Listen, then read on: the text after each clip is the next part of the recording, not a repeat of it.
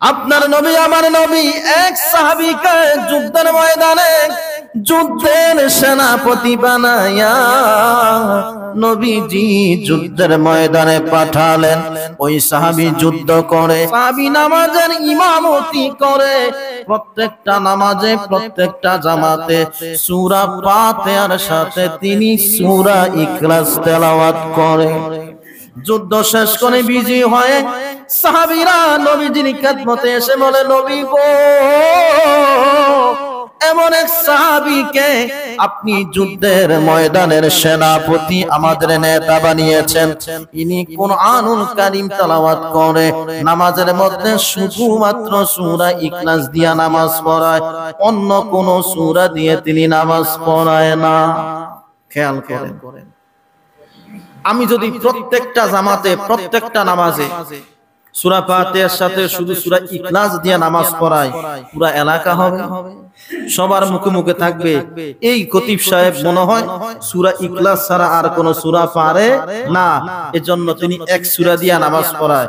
আপনারা আমারে রাখতেন না, সমালোচনা করবেন, আপনারা ভাববেন যে উনি এক সূরা মুখস্থ করার হুজুর। কথা ঠিক না? সাহাবীরাও এমনটা ভেবেছে, কিন্তু আমার মায়ের নবী, জিন্দা নবী, সাহাবীরে ডেকে বলল, সাহাবীরে, তোমার সঙ্গীরা বলে তুমি নাকি এক সূরা দিয়ে শুধু নামাজ পড়াও, সূরা ইখলাস কেন? সাহাবী বলে, নবী গো, আপনি নবীর নূরানি জবান মুবারক থেকে আমি যত সূরা শুনেছি সব সূরা আল্লাহ আমি সাহাবীকে মুখস্থ করার তৌফিক দিয়েছে। যদি কষ্ট না হয় সর্বোচ্চ আওয়াজে বলেন সুবহানাল্লাহ। আমার নবী বলে, সাহাবীরে, এরপর তুমি এক সূরা দিয়ে কেন নামাজ পড়াও?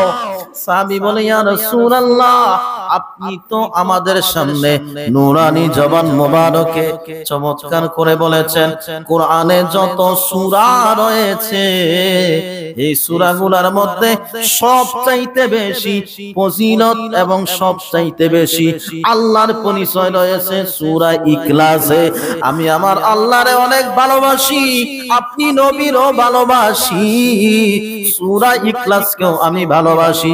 এই জন্য যখন নামাজ পড়াইতে যাই গো নবী, অন্য সূরা পড়তে মনে চায় কিন্তু পড়তে পারি না, একমাত্র সূরা ইখলাসের কারণে। সর্বোচ্চ আওয়াজে বলেন আল্লাহু আকবার। নবীজি চাইলে উনাকে নসিহত করতে পারতেন যে মুসল্লিরা তো আপত্তি করে, আপনি নেক্সটে যখন নামাজ পড়াবেন অন্য সূরা দিয়ে নামাজ পড়াবেন। নবী এটা বলে নাই, নবী চমৎকার একটা উত্তর দিয়েছে। আমার আলোচনা আর 2 থেকে 2.5 মিনিটের পরে শেষ, কারণ আমাদের সামনে আরো অনেক কাজ আছে, জুমার আলোচনা। আমার নবী তখন সাহাবীরে ডাকলেন, বুকের মধ্যে জড়িয়ে ধরলেন, সাহাবীর কপাল মুবারকের মধ্যে রহমতের নবীর নূরানি ঠোঁট মুবারক লাগায়া চুমু দিলেন। বলেন না আল্লাহু আকবার। এবার আমার নবী সাহাবীরে বলে, ও সাহাবী, তুমি শুধু আমার আল্লাহরে ভালোবাসো, ব্যাপারটা কিন্তু এমন না, আমি নবীও আমার আল্লাহরে অনেক ভালোবাসি। কারণ আল্লাহ আমারে লকব দিয়েছে হাবিবুল্লাহ, আমি আল্লাহর বন্ধু। আল্লাহ আমারে লকব দিয়েছে আমি রাহমাতাল লিল আলামিন, আমি সৃষ্টি জগতের রহমত। আল্লাহ আমি নবীরে উপাধি দিয়েছে ইমামুল মুরসালিন, সব ইমামদের নেতা। তুমি যেভাবে আমি আল্লাহ আমার আল্লাহরে, তুমি যেভাবে আমার আল্লাহরে ভালোবাসো, আমিও ঠিক তেমনি ভাবে আমার আল্লাহরে ভালোবাসি। তুমি সূরা ইখলাসকে ভালোবাসার কারণে আল্লাহর সাথে তোমার সম্পর্ক হয়ে গিয়েছে। আমি নবী ঘোষণা দিয়ে দিলাম, তোমার ঠিকানা হবে জান্নাতুল ফেরদাউস। সর্বোচ্চ আওয়াজে বলেন সুবহানাল্লাহ। ও ভাইরা বাবারা, ভালোভাবে খেয়াল করবেন, আপনি যদি কোরআনের সূরা ইখলাস 3 বার তেলাওয়াত করেন এবং সূরা ফাতিহা 1 বার তেলাওয়াত করেন, এক খতম কোরআন তেলাওয়াত করার নেকি আপনাকে দিবে একজনে। আওয়াজ দিয়া বলেন তিনি কে? গোসল করায়া কাপন পরায়া, বলেন গোসল করায়া রাখিবে আমায় কবরে শোয়ায়া, লয়েন গো কোলে উম্মত ভনিয়া, ইয়া রাসূলুল্লাহ ইয়া রাসূলুল্লাহ। যেই পয়েন্টগুলো আজকে বলতেছি প্রত্যেকটা পয়েন্ট আমাদের সামনে উপস্থিত আছে। এক একটা সময় এক একটা মুহূর্তে নবীকে আমাদের লাগবে, কবরে নবী লাগবে, হাসরের ময়দানে লাগবে, সব সময় নবীকে লাগবে। ভাই জবানটা খুলেন, উচ্চ কণ্ঠে আবার বলেন, গোসল করায়া কাফন রাখিবে আমায় কবরে শোয়ায়া, লয়েন গো কোলে উম্মত ভনিয়া, ইয়া রাসূলুল্লাহ ইয়া রাসূলুল্লাহ। মুনকার নাকির আসিয়া সওয়াল করবে বসায়া, জবান খুলে বলেন ইয়া রাসূলুল্লাহ। আপনি চিন্তা করেন, আপনি কবরের মধ্যে, মুনকার নাকির আপনার কবরের মধ্যে আপনাকে প্রশ্ন করার জন্য এসে গেছে। এই সময় যদি নবী আপনার সাথে থাকে, আল্লাহর কসম আপনার কপাল খুলে যাবে, আপনি জান্নাতে চলে যাবেন। জবান খুলে বলেন, মুনকার নাকির আসিয়া দিয়েন গো নবীজি পর্দা উঠায়া, দেখিব আপনাকে নয়ন ভরিয়া, ইয়া রাসূলুল্লাহ ইয়া রাসূলুল্লাহ। আরেকবার বলেন, মুনকার নাকির আসিয়া সওয়াল করবে, দিয়েন গো নবীজি পর্দা উঠায়া, দেখিব আপনাকে নয়ন ভরিয়া, ইয়া রাসূলুল্লাহ ইয়া রাসূলুল্লাহ। এবার যাদের মা বাবা কবরে, মা বাবাকে স্মরণ করে, মহব্বত নিয়ে মা বাবার কথা মনে করে, একসাথে বলেন, মা বাবা যাদের অন্ধকার কবরে, বলেন মা বাবা যাদের রাখিবেন নবী গো পায়ার নগরে, তরায়েন তাদের পুলসেরাতের পারে, ইয়া রাসূলুল্লাহ ইয়া রাসূলুল্লাহ। ইখলাস শব্দের অর্থ হচ্ছে একনিষ্ঠ, ইখলাস শব্দের অর্থ হচ্ছে একত্ববাদ, আল্লাহকে এক বলে স্বীকৃতি দেওয়া। কারণ আমরা যখন মুসলমান হিসাবে নিজেকে পরিচয় দেই, একটা কালিমা আমরা আমাদের এই অন্তরের মধ্যে, কলবের মধ্যে, মুখের মধ্যে আমরা ধারণ করি, সেই কালিমা হচ্ছে লা ইলাহা ইল্লাল্লাহ মুহাম্মাদুর রাসূলুল্লাহ সাল্লাল্লাহু আলাইহি ওয়াসাল্লাম। আমরা সাক্ষী দেই আল্লাহ ছাড়া কোনো ইলাহ নাই, মাবুদ নাই। আমাদের রব হচ্ছেন একজন, হযরত মুহাম্মদ মুস্তাফা আহমদ মুজতবা। তিনি হচ্ছেন আল্লাহ তাআলার খাস বান্দা এবং আল্লাহ তাআলার প্রেরিত রাসূল। একসাথে বলেন না সুবহানাল্লাহ। কুরআনুল কারীমের 112তম সূরা সূরা ইখলাস। এই সূরা নাজিল হয়েছে মক্কা শরীফে। কোরআনের সূরা দুই ভাগ, একটা হচ্ছে মাক্কি সূরা আর একটা হচ্ছে মাদানী সূরা। রাসূল কারীম যখন মক্কা শরীফের মধ্যে ছিলেন, তখন নবীজির উপরে যে সূরা নাজিল হয়েছে ওই সূরাকে বলা হয় মাক্কি সূরা। নবীজি যখন মদিনা শরীফের মধ্যে চলে গিয়েছেন, ওই সময় নবীজির উপরে যে সূরা নাজিল হয়েছে ওই সূরার নাম হচ্ছে মাদানী সূরা। খেয়াল করেন, এই দুনিয়ার মধ্যে যত নবী এবং রাসূলদেরকে আল্লাহ তাআলা আসমানি কিতাব দিয়েছেন, কোন নবীকে আল্লাহ তাআলা এত সম্মানের সাথে এত মায়া করে আসমানি কিতাব দেন নাই।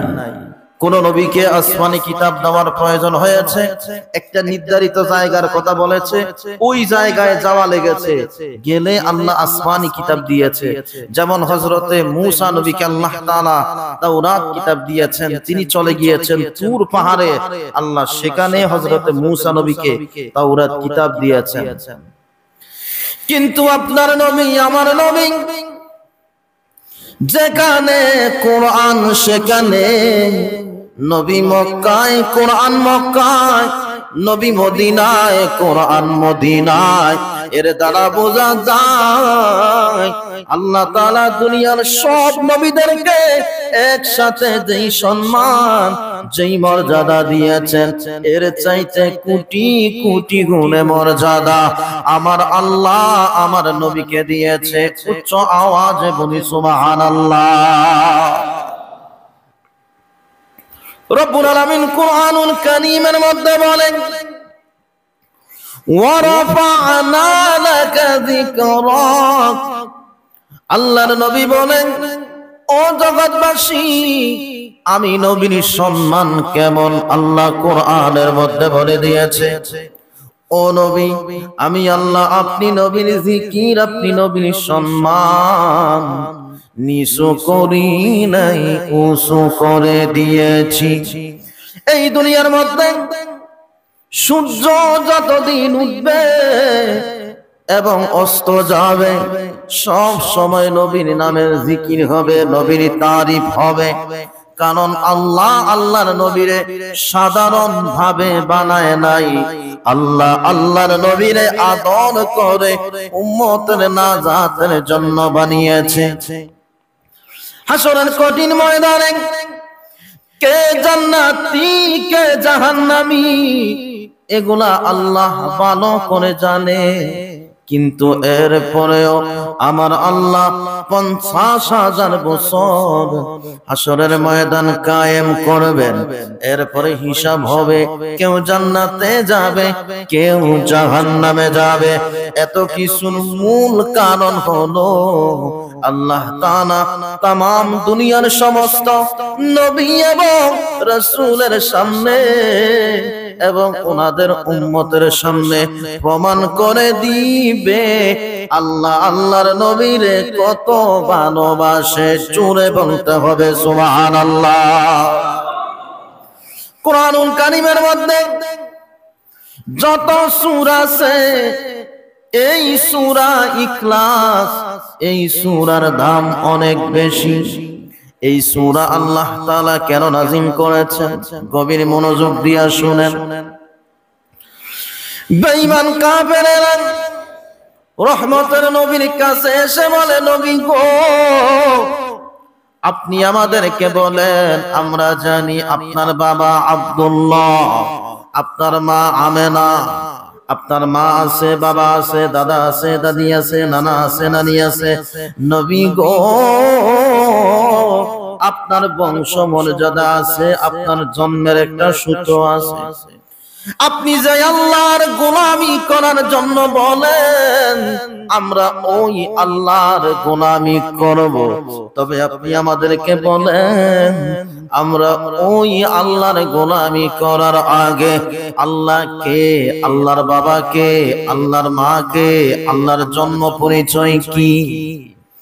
তখনই আমার আল্লাহ এই সূরা নাযিল করেন।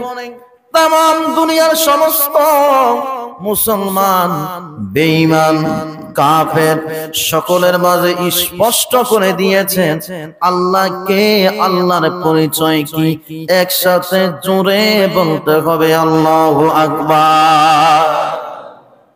ভাইরা আমার, গভীর ভাবে খেয়াল করেন, আল্লাহর নবী হাদিস শরীফের মধ্যে বলেছে, তোমরা আল্লাহকে, আল্লাহর মাকে, আল্লাহর বাবাকে, আল্লাহ কোন জায়গা থেকে আসলো, আল্লাহর আগে কে ছিল, আল্লাহর মূল কে, এই ধরনের চিন্তা যদি তুমি করো তাহলে তুমি নাস্তিক হয়ে যাইবা, তুমি জাহান্নামী হয়ে যাইবা। এই ধরনের চিন্তা কখনো করা যাবে না। একমাত্র চিন্তা করতে হবে এই দুনিয়া কত সুন্দর, আসমান কত সুন্দর, কোনো খুঁটি নাই, জমিন কত সুন্দর দেখতেই মনে চায়, গাছপালা কত সুন্দর দেখতেই মনে চায়। তাম দুনিয়ার মধ্যে অসংখ্য অগণিত মানুষ, কারো সাথে কারোর কণ্ঠের মিল নাই, চেহারার মিল নাই, বংশের মিল নাই, এরপরেও এই জগৎটা এত সুন্দর। না জানি এগুলা যিনি সৃষ্টি করেছে তিনি কত সুন্দর। নবীজি বলে দিয়েছে আল্লাহর পরিচয় তোমরা জানতে চেও না, আল্লাহর সৃষ্টি নিয়ে তোমরা গবেষণা করো, আল্লাহর পরিচয় পেয়ে যাইবা, এভাবে তুমি জান্নাতি হয়ে যাইবা। জোরে বলতে হবে সুবহানাল্লাহ। রব্বুল আলামিন কুরআনুল কারীমের মধ্যে বলেন কুল হুয়াল্লাহু আহাদ। কুল এটা হচ্ছে আমরের সিগা, আরবি সরফের কায়দায় কুল এটা আমরা হাজের মারুফের সিগা, ওয়াহিদ মুযাক্কার হাজের। আল্লাহ আল্লাহর নবীরে বলে নবী গো আপনি আপনার বান্দা উম্মতদেরকে এবং তামাম দুনিয়ার সব মানুষদেরকে বলে দেন আল্লাহ হলো এক। আল্লাহ কয়জন? কুল হুয়াল্লাহু আহাদ, আল্লাহ এক। আল্লাহর সামনে কেউ নাই, আল্লাহর ডানে কেউ নাই, আল্লাহর পিছনে কেউ নাই, আল্লাহর শেষ বলতে কিছুই নাই। কারণ আল্লাহ কোরআনের মধ্যে বলেছে কুল্লু মান আলাইহা ফান ওয়া ইয়াবকা ওয়াজহু রাব্বিকা যুল জালালি ওয়াল ইকরাম। আল্লাহ বলেন তাম দুনিয়া তোমরা দেখতেছো, আসমান সুন্দর, জমিন সুন্দর, মানুষ সুন্দর, নদী সুন্দর, পাহাড় সুন্দর, সাগর সুন্দর, সব কিছু একদিন ধ্বংস হয়ে যাবে। সমস্ত নবীরা দুনিয়া থেকে বিদায় নিয়েছে, সব মানুষ বিদায় নিবে, ইভেন ফেরেশতারা পর্যন্ত দুনিয়া থেকে বিদায় নিবে। কেউ থাকবে না, যিনি থাকবে তিনি গোলাম আমি আল্লাহ। আল্লাহ অতীতে ছিল, এখনো আছে, ভবিষ্যৎ থাকবে। জোরে বলতে হবে আল্লাহু আকবার। এই আয়াতের মূল কথা আল্লাহ আল্লাহর নবীকে বলেছে ইয়া রাসূলুল্লাহ আপনি বলে দেন আমি আল্লাহ এক। আল্লাহুস সামাদ, তিনি অমুখাপেক্ষিহীন। ভালো করে কথাগুলো শুনবেন, তাফসীরের কিতাবের মধ্যে পাওয়া যায়। এই দুনিয়ার মধ্যে যিনি কারো কাছে কখনো কোনো কিছু চাওয়া লাগে না, যিনি কারো কাছে এইভাবে হাত পাতে না, যিনি কখনো কারো কাছে গিয়া বলে আমারে একটু দেন না, যিনি কখনো কারো কাছে কোনো কিছু চায় না, বরং তার কাছে সবাই চায়, তিনি কখনো কাউকে ফেরত দেয় না, তিনি হলো আল্লাহুস সামাদ। যিনি কারো কাছে কখনো কোনো কিছু চাওয়ার প্রয়োজন হয় না, এখনো হয় না, কিয়ামত পর্যন্ত হবে না, তিনি হলো আমার আল্লাহ। জোরে বলতে হবে সুবহানাল্লাহ। ও ভাইরা বাবারা, কুরআনের মধ্যে 114টা সূরা রয়েছে। অন্যান্য সূরার মধ্যে অনেক চমৎকার চমৎকার আয়াত আছে। ওই আয়াতের মধ্যে রব্বুল আলামিনের নামের পরিচয় রয়েছে। তবে সুন্দরভাবে আল্লাহর পরিচয় রয়েছে সূরা ইখলাসে।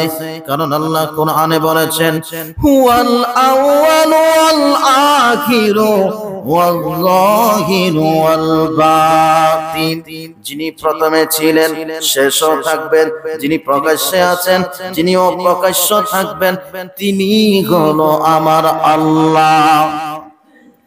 আল্লাহ কারো কাছে কোনো কিছু চায় না, তিনি সব সময় বান্দাকে দেন, যার যাহা দরকার তিনি তাহা দেন যদি চাইতে পারেন। কারণ আল্লাহ কোরআনে বলেছেন উদউনি আস্তাজিব লাকুম, আল্লাহ ডাক দিয়া বলে গোলাম তোমার কি দরকার, তুমি শুধু আমি আল্লাহরে ডাকো, আমি আল্লাহর কাছে চাও, যদি চাওয়ার মতো চাইতে পারো আমি আল্লাহ দিতে বিন্দু পরিমাণ দেরি করব না। আওয়াজ দিয়া বলতে হবে আল্লাহু আকবার। আমার দয়াল আল্লাহ বিনে গো আপন বলতে কেহ নাই জগতে, আমার দয়াল আল্লাহ বিনে গো আপন, আমার নূরের নবী বিনে গো আপন বলতে কেহ নাই জগতে, আমার নূরের নবী বিনে গো আপন বলতে। আবার বলেন আমার দয়াল মাওলা বিনে গো আপন বলতে কেহ নাই জগতে, আমার দয়াল আল্লাহ বিনে গো আপন।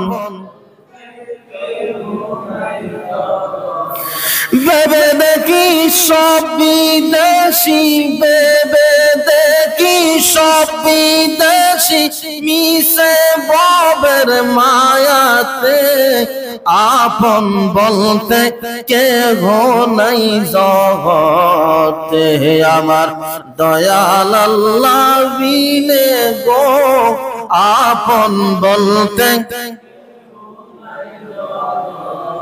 যদি কষ্ট না হয় মানুষ কিন্তু কম না, একসাথে বলেন আল্লাহু আকবার। গভীর মনোযোগ দিয়ে শুনেন, এক নম্বরে আল্লাহ একজন, দুই নম্বরে আল্লাহ কারো কাছে কোনো কিছু চায় না। আপনি যদি মুনাজাতের মধ্যে বলেন ও রহমান ও রহিম, ও আসমানের আল্লাহ, ও জমিনের আল্লাহ, সৃষ্টি জগতের মালিক আল্লাহ, আপনি আমার গুনাহগুলো ক্ষমা করে দেন, আপনি আমার মনের আশা পূরণ করে দেন। আপনি যদি আল্লাহর কাছে নত স্বীকার করে বলেন ও দয়াল আল্লাহ, এই সৃষ্টি জগতে আমি সারা আপনার কোটি কোটি গোলাম আছে, আমি যদি আপনার ইবাদত না করি, আমি যদি আপনার কাছে সাহায্য না চাই, আপনার কিছুই যায় আসবে না।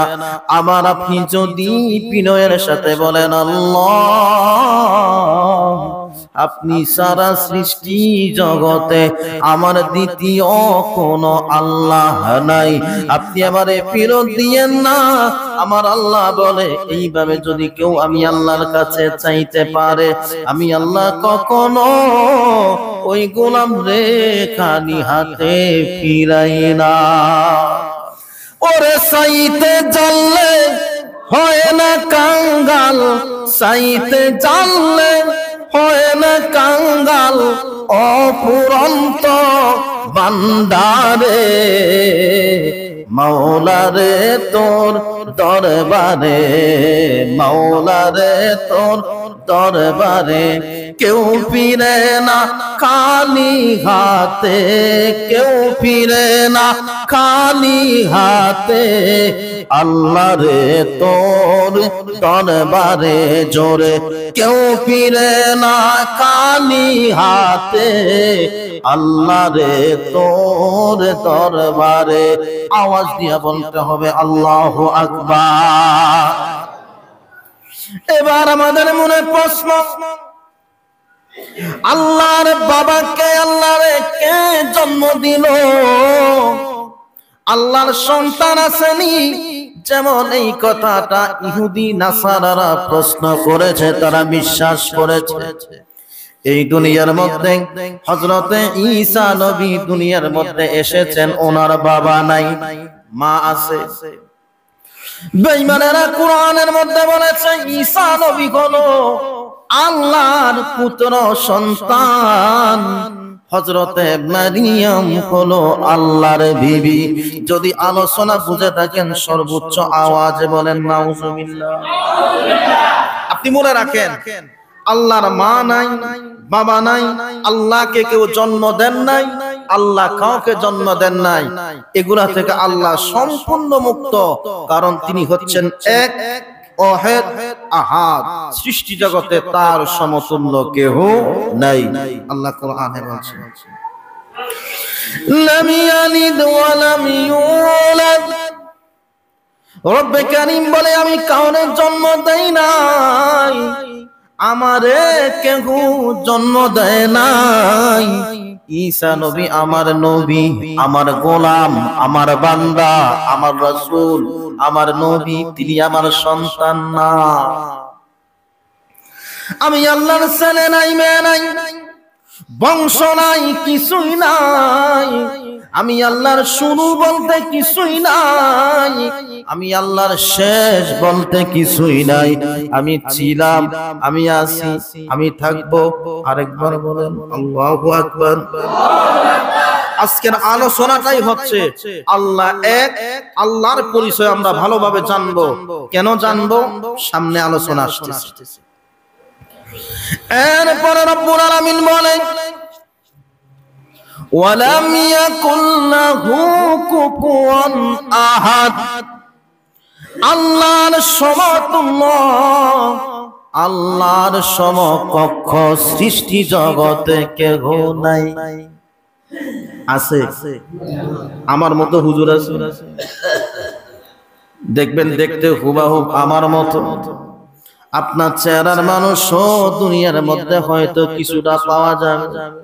আপনাদের এই মসজিদের মতো মসজিদ বাংলাদেশে অভাব নাই, কিন্তু সৃষ্টি জগতে আমার আল্লাহর সমতুল্য কেউ নাই। যদি কেউ আল্লাহর সাথে শরীক করে, ওই ব্যক্তির ঈমান থাকবে না। আজকের আলোচনার মূল কথা, আল্লাহ এক, তিনি কারো কাছে কোনো কিছু চায় না, সবাই আমরা তার কাছে চাই। তিনি কাউকে জন্ম দেয় না, তাকে কেউ জন্ম দেয় না। আসমান এবং জমিনের মধ্যে রব্বে কারীমের সমতুল্য কেউ নাই। একসাথে বলেন সুবহানাল্লাহ। ও ভাইরা বাবারা, আপনি কেন সূরা ইখলাস তেলাওয়াত করবেন? কারণ কোরআনের মধ্যে যত সূরা আছে, এই সূরার মধ্যে সবচাইতে বড় সূরা হলো সূরা বাকারা। ছোট সূরার মধ্যে অন্যতম একটা সূরা হলো সূরা ইখলাস। মায়ার নবী বলেন, কেউ যদি কোরআন শরীফের সূরা ফাতিহা পড়ে এবং সূরা ইখলাস 3 বার পড়ে, আমার নবীজি বলে ওই ব্যক্তিকে আমার আল্লাহ একবার কোরআন শরীফ খতম দেওয়ার নেকি দিয়া দেয়। জোরে বলতে হবে সুবহানাল্লাহ। মহব্বতে বলেন ইয়া রাসূলুল্লাহ, ইয়া রাসূলুল্লাহ। আস্তে আস্তে আমার একটু নিশ্চিত করেন তো, আপনাদের কাছে কি গরম লাগতেছে? কষ্ট লাগতেছে? নবীর প্রতি মহব্বত আছে? জবানটা খোলেন, একসাথে মহব্বত নিয়া নবীর নামে জিকির করেন। নবীর নামে জিকির কেন করবেন? কিতাবে আছে, জিক্রুল আম্বিয়া মিনাল ইবাদা ওয়া জিক্রুস সলিহিনা কাফারা। নবীর নামের জিকির করলে গুনাহ মাফ হয়, ওলি আল্লাহদেরকে স্মরণ করলে গুনার কাফারা আদায় হয়। একসাথে জবানটা খুলে নবীকে স্মরণ করি। ইয়া রাসূলুল্লাহ, ইয়া রাসূলুল্লাহ, পাই যদি নবী গো আপনার দিদার, মৌতের যন্ত্রণা থাকিবে না আমার, দয়া করিয়া দিয়েন গো দিদার। ইয়া রাসূলুল্লাহ, ইয়া রাসূলুল্লাহ, আমারি মতের নিদান কালে থাকিবেন নবী গো আমার শিয়রে, দেখিব আপনাকে নয়ন ভরে। ইয়া রাসূলুল্লাহ, জোরে জোরে ইয়া রাসূলুল্লাহ, আরেকবার বলেন, পাই যদি নবী গো আপনার দিদার, মৌতের যন্ত্রণা থাকিবে না আমার, দয়া করিয়া দিবেন গো দিদার। ইয়া রাসূলুল্লাহ, ইয়া রাসূলুল্লাহ,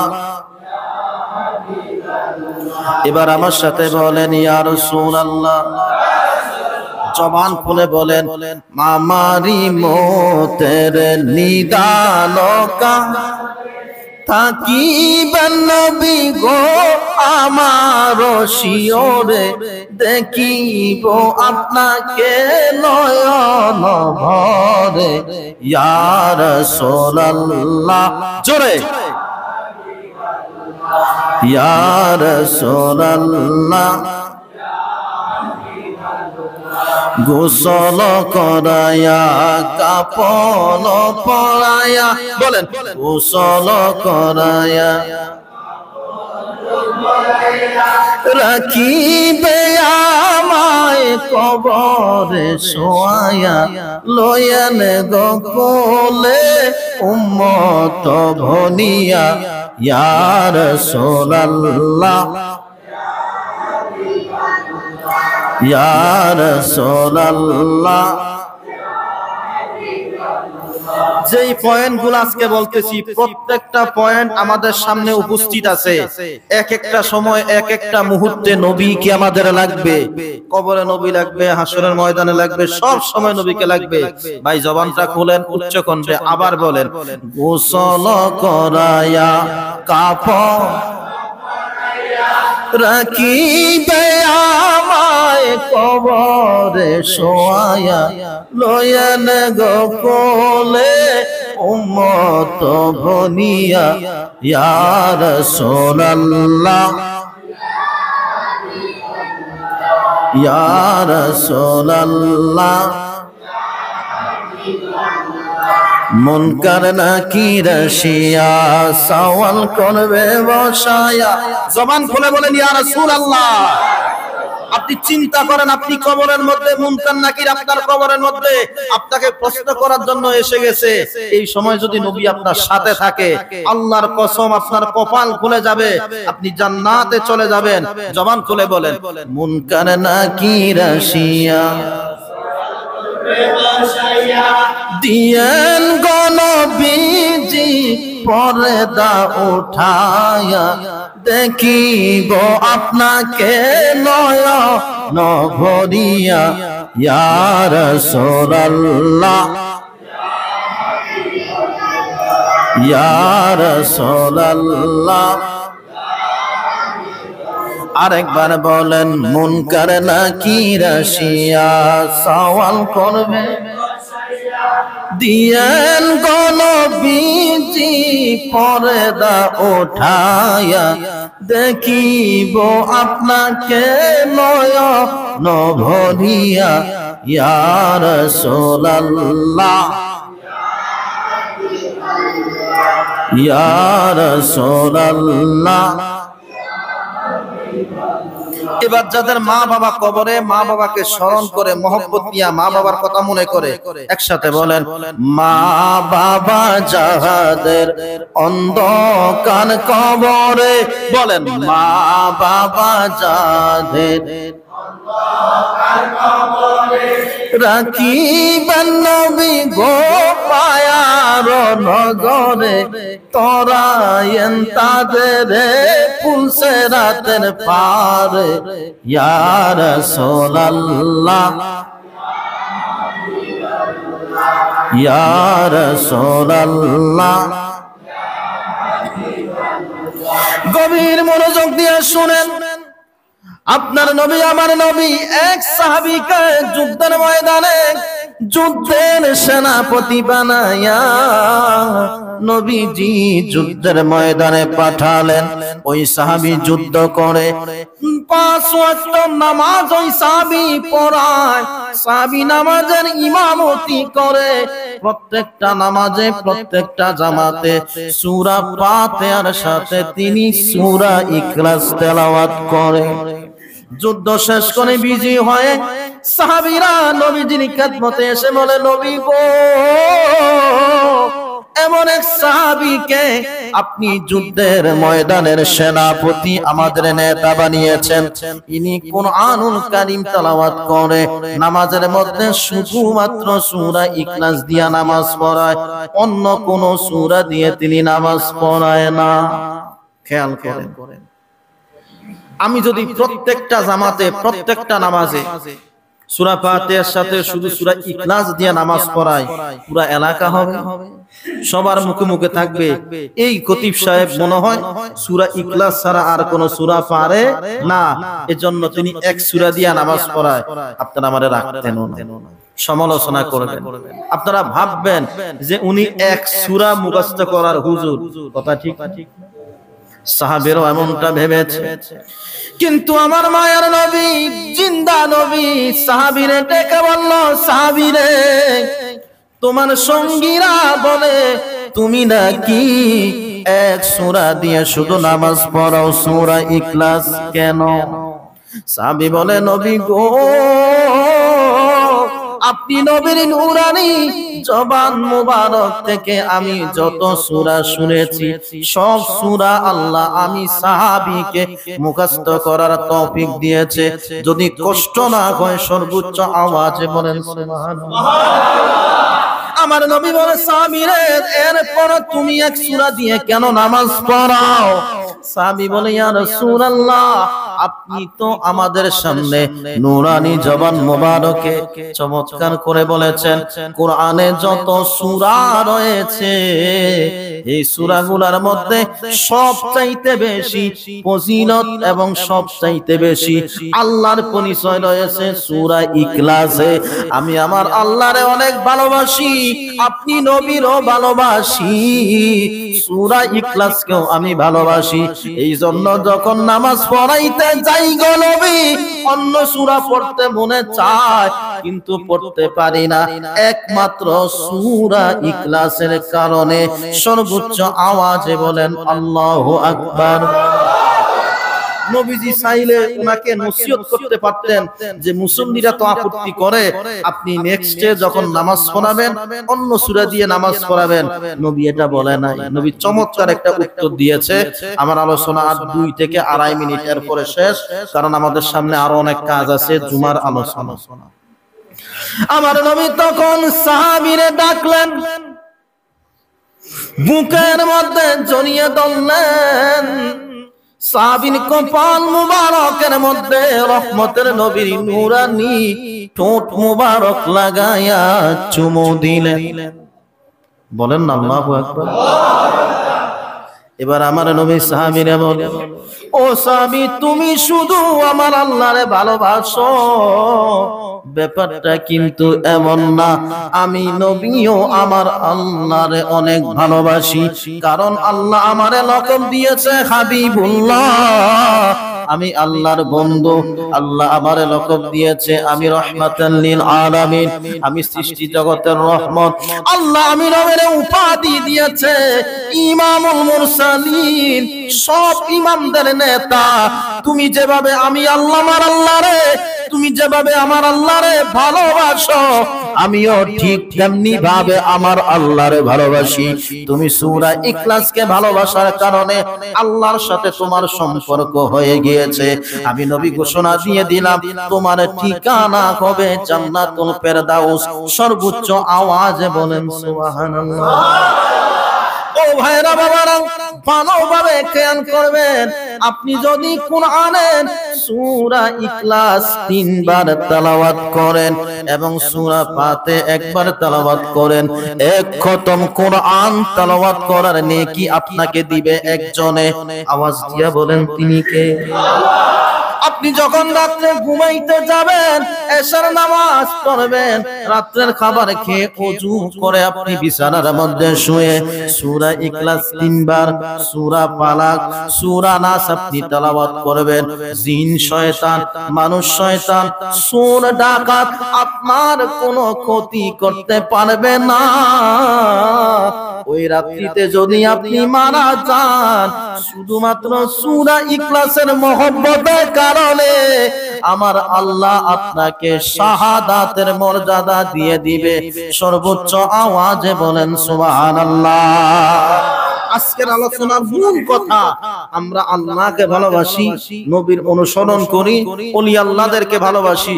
আমরা এই আয়াতের এই সূরার তাফসীর আজকে কেন শুনেছি তার কারণ জানেন? আল্লাহ এক, আল্লাহর সাথে সৃষ্টি জগতে কারো কোনো সমতুল্য কেউ নাই, আল্লাহর সাথে কারো কোনো শরীক নাই, সমকক্ষ নাই। এজন্য আমরা ভালোবাসি আমাদের আল্লাহকে, ভালোবাসি আমরা আমাদের নবীকে। আমরা আজ থেকে ওয়াদা করি, মৃত্যু পর্যন্ত আমরা সূরা ইখলাস রাতে ঘুমানোর সময় 3 বার মাত্র তেলাওয়াত করব। সকালবেলা ফজরের নামাজের পরে, যায় নামাজের বিছানায়, কিংবা আপনি হাঁটতে হাঁটতে কোরআনুল কারীমের সূরা ইখলাসটা আমরা তেলাওয়াত করব। আমাদের মনের আশা পূরণ করবে একজনে। আওয়াজ দিয়া বলেন তিনি কে? আপনারা সূরা ইখলাস জানেন, শেষবারের মতো আমার সাথে বলেন, কুল হুয়াল্লাহু আহাদ, আল্লাহ লাম ইয়ালিদ ওয়া লাম ইউলাদ ওয়া লাম। কোরআনের এক একটা সূরা আপনার আমার নাজাতের জন্য ওয়াসিলা।